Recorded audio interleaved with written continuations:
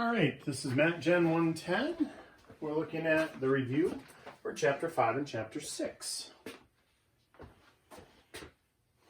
Number 1 is, it says add the polynomials. It's 13y squared minus 7, parentheses, plus 5y cubed plus y squared plus 1. So all we're going to do with this one is combine like terms. There's parentheses there and parentheses there, but you can disregard those because there's not a number in front to be distributed. So it's sort of like when there's nothing there, there's a 1 there. 1 times anything is that anything. So let's write it without the parentheses and we'll rearrange it. So we'll put the 12y cubed next to the 5y cubed. And we'll put the negative 13y squared next to the 1y squared. Because even though there's nothing there, there's really a 1 there. And then the negative 7 next to the positive 1. And now just combine like terms. Whenever you combine like terms, you need the exact same variable with the exact same power. And you only change the numbers in front, the coefficients. So this is 17y cubed. This is minus 12y squared. And this is negative 6 or minus 6. And that's it. All right, number 2 on the review is 18x to the third plus x squared minus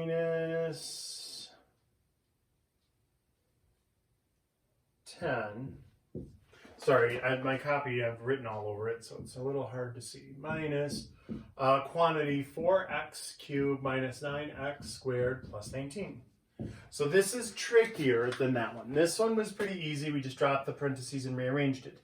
This one, this negative, flips the sign of everything inside the parentheses. So I'm going to do a rewrite with the minus 4x cubed and the plus 9x squared and the minus 19.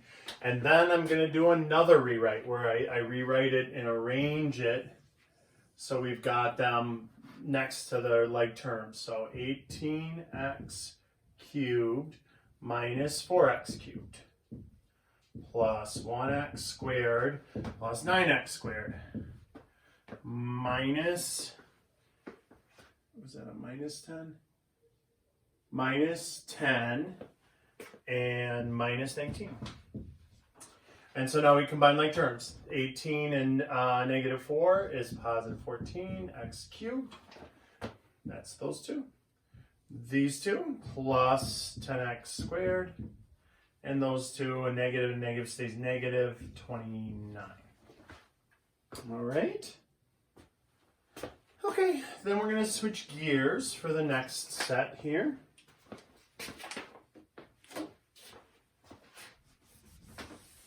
We're going to change over to multiply. Multiply, multiply, multiply.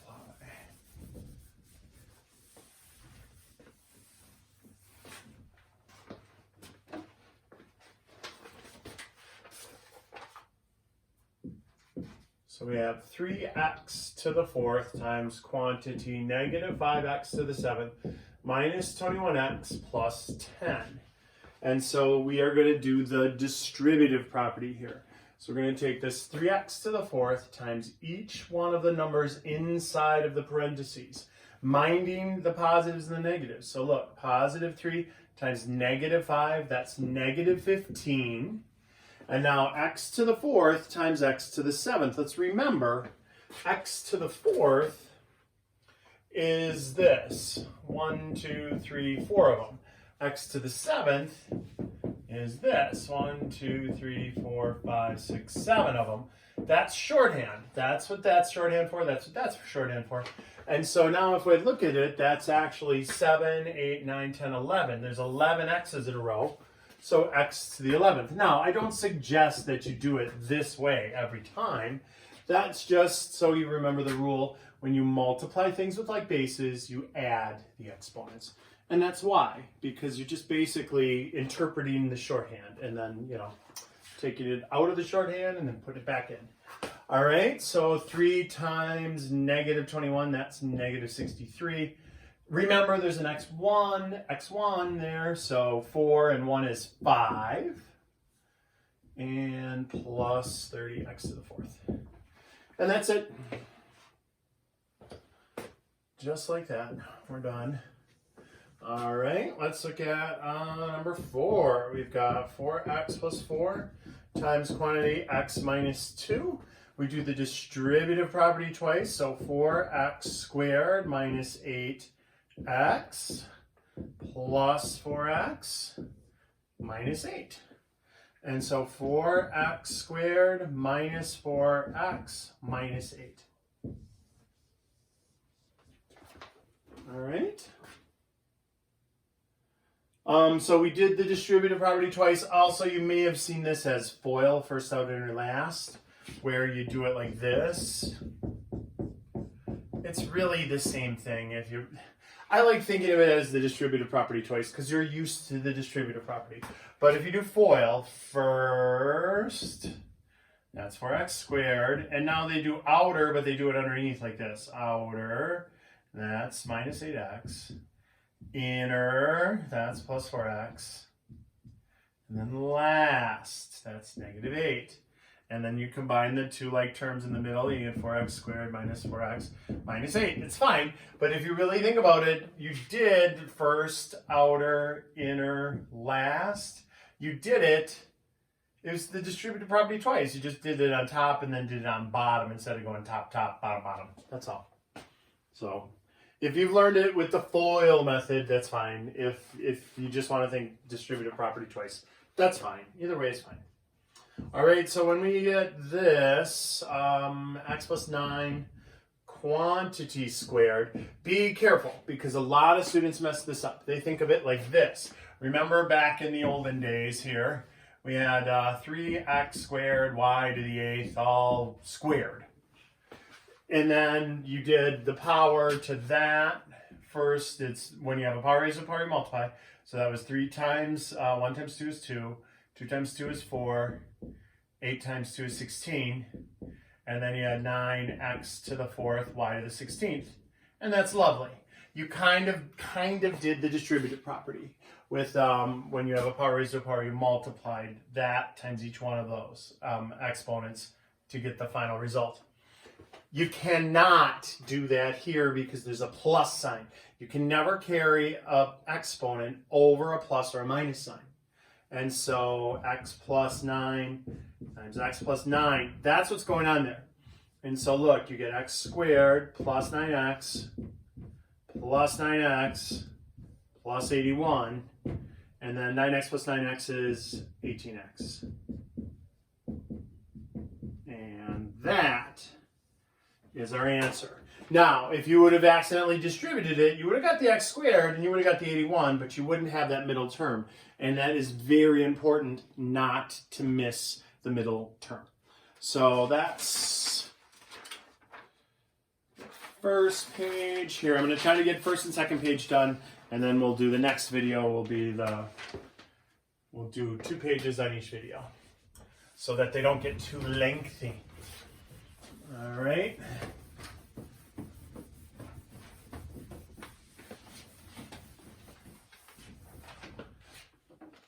So we're looking at number 6. We got 69a to the 4th minus 12a squared plus 15a all over 3a. And so now what we're going to do here is split up the band. We're going to put that over 3a minus a squared, that over 3a plus a, that over 3a. And what we're basically doing, remember when you added fractions, 7 17ths plus 1 17th, and then you might have had a teacher that said write the 17 down and then do 7 plus 1 on the top and then 8 17ths, like that. Remember that? The good old days when we worked with numbers and not just variables like this. We're doing, this is equivalent. Those are equivalent. So what that means that I could take it from this and put it back into that. And that's exactly what we did here. We put a 3 underneath that common denominator underneath each one. And now we reduce each one term by term. So 23 There's A1 on bottom, A4 on top. They cancel 1 for 1. So there's 3 left on top. 4, there's 1A on bottom, 2 A's on top. So they cancel 1 for 1 and 1 left on top. And 5 and the A's gone. So that's it. Let's look at number 7 is long divide. Tell you what, we'll put a pin in number 7. Let's do 8, 3, 8, 5, 2, 0, 0, 0, 0, 0, 0, 0. Lots of zeros.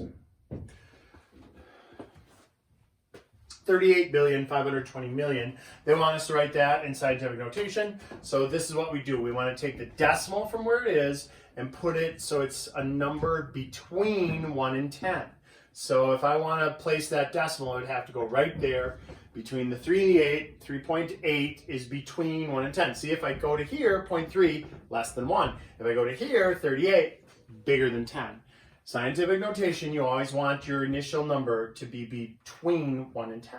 So I moved it to there. It was here, and I cancel it out of there. It's always times 10. They use the X for the time sign. It kills me with scientific notation. Let's go 1, 2, 3, 4, 1, 2, 3, 4, 5, 6, 7, 8, 9, 10. And that's it. So when it's a really large number, you have a positive exponent. When it's a really small number, you'll have a negative exponent. So look, on the next one, they have this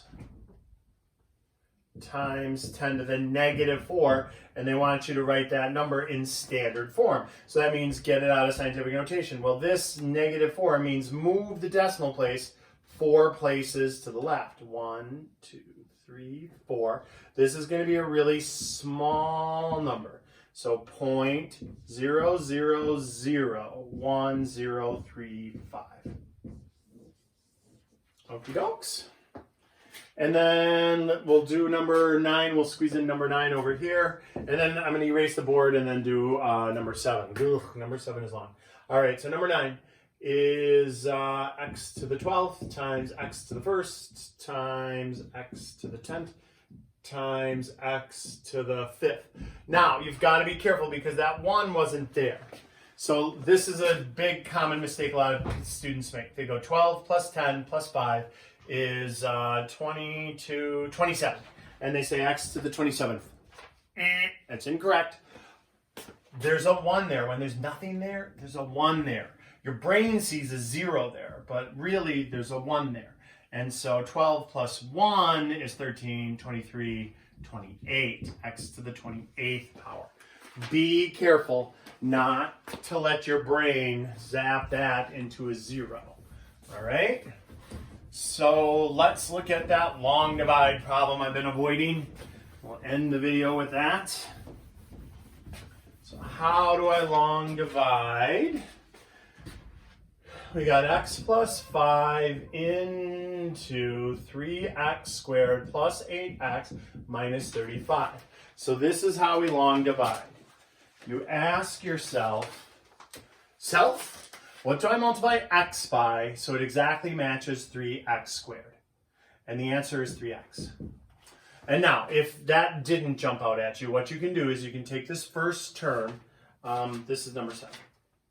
What you can do is you can take this first term, 3x squared, and take that term and put it underneath and then reduce it. And that'll give it to you that way too. So you can figure it out that way. It's just more steps. So I'm trying to reduce steps here. Take this times what to get that? The answer is 3x. So I write down the 3x. I do the distributive property. 3x squared plus 15x. And now here comes the place that people mess up.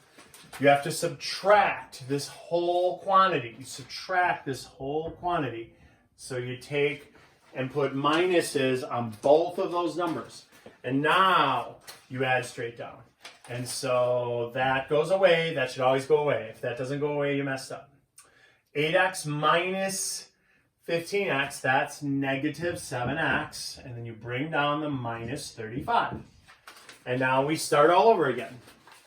So you ask yourself, what do I multiply x by in order to get negative 7x? Well, that answer is negative 7. So I put a negative 7 times x plus 5. We do negative 7x minus 35. Oh, this one's gonna be good. So I got a minus there and a minus there. I put a minus in front of it. So think about that.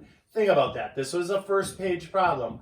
We were combining like terms, and there was a minus there, and what you had to do is take that and distribute it to both of them. So that would have been plus 7x and plus 35. And that's exactly what this is going to do. It's going to be a plus and a plus. So I don't have the luxury of writing it out with this much room. So I make my pluses exaggerated so I know that I changed them, just like I make my minuses kind of exaggerated. And so then that goes away just like it was supposed to. And that turns out to be 0. So that means this worked. I can take x plus 5 times 3x minus 7. And it'll be, if I do the distributive property twice, 3x squared plus 8x minus 35. All right, we'll see you on the next video for page 3 and 4.